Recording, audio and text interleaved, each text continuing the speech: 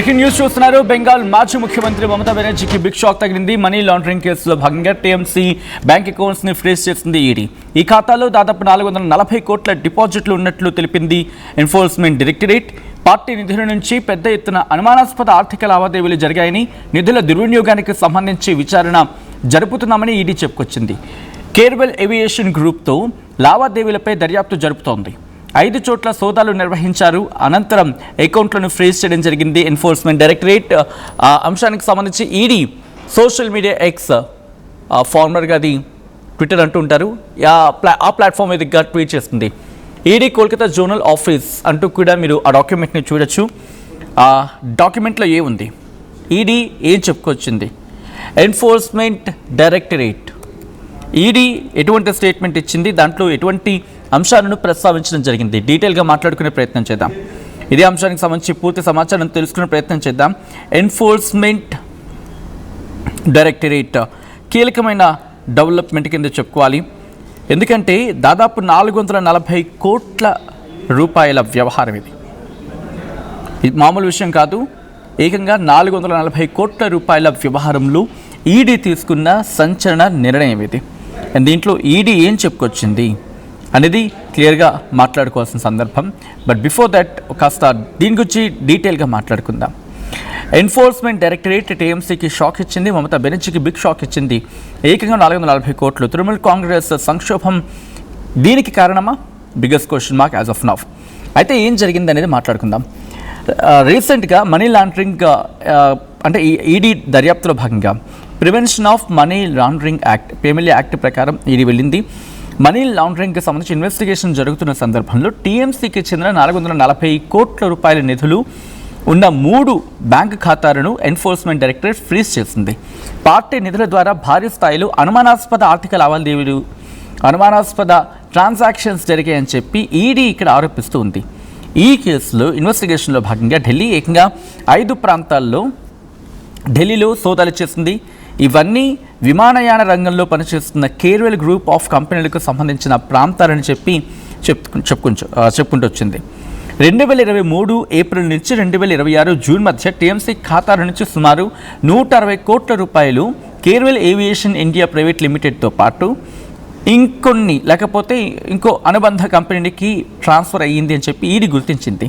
దీని తర్వాత ఆ ఆర్గనైజేషన్స్ లేకపోతే ఆ సంస్థల నుంచి సుమారుగా అటు ఇటుగా 82 కోట్ల రూపాయలు కొత్తగా ఏర్పడిన ఇంకో కంపెనీ అకౌంట్కి ట్రాన్స్ఫర్ అయినట్లుగా ఇన్వెస్టిగేషన్లో తేలిందని చెప్పి ఈడీ చెప్పుకొచ్చింది.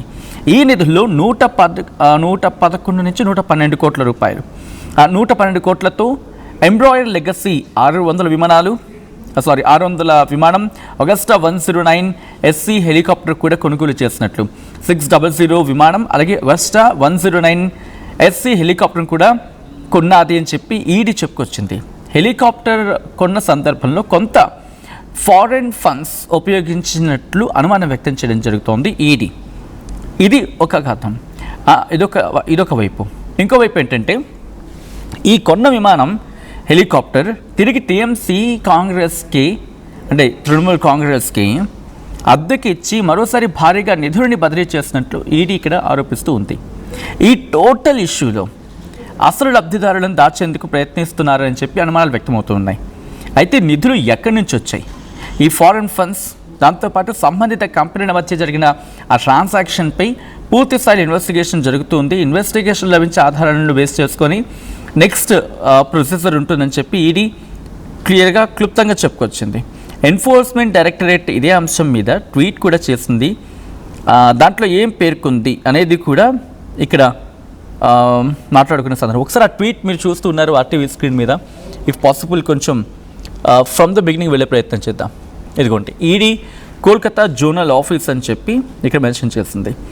ED Kolkata zonal office has conducted search operations at 5 premises in and around Kolkata under PMLE 2002 belonging to Kerwell Group of companies operating in the aviation sector in the matter of alleged dishonest financial dealings, unlawful collection of money and routing of suspected funds through certain bank accounts of All India Trinamool Congress AITC.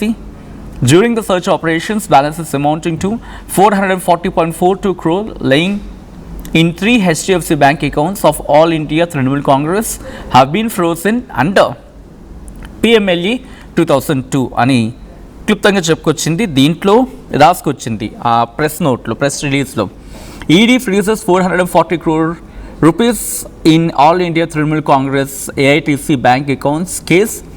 Directorate of Enforcement Kolkata Junior Office has conducted search operations in 5 premises in and around Kolkata under the provisions of PMLA 2002 belonging to Kerwell Group of companies operating in aviation sector. During such, balances amounting to 440.42 crore laying in 3 HDFC bank accounts of AITC have been frozen under section 17(1) subsection E of PMLA 2002. Searches were conducted in connection with an investigation under PMLA 2002 based on an FIR lodged by the Cyber Police, Bidan Nagar, West Bengal, in the matter of alleged dishonest financial dealings, unlawful collection of money, and routing of suspected funds through certain bank accounts of All India Trinamool Congress AITC. Investigation revealed that around 160 crore approximately was transferred from AITC bank accounts to Kerwell Aviation India Private Limited and its related entity, mostly between April 2013 to June 2026.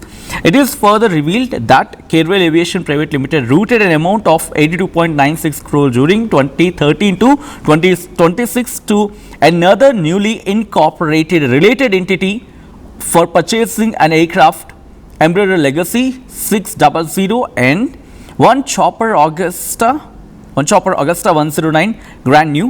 An amount of rupees 112 crore was used for making the said purchases. It is also revealed that an amount of $1.7 million was arranged as unsecured loan in the year 2023 from one Cayman Islands based entity to purchase the said helicopter. Last paragraph చదువుతున్నాను నేను.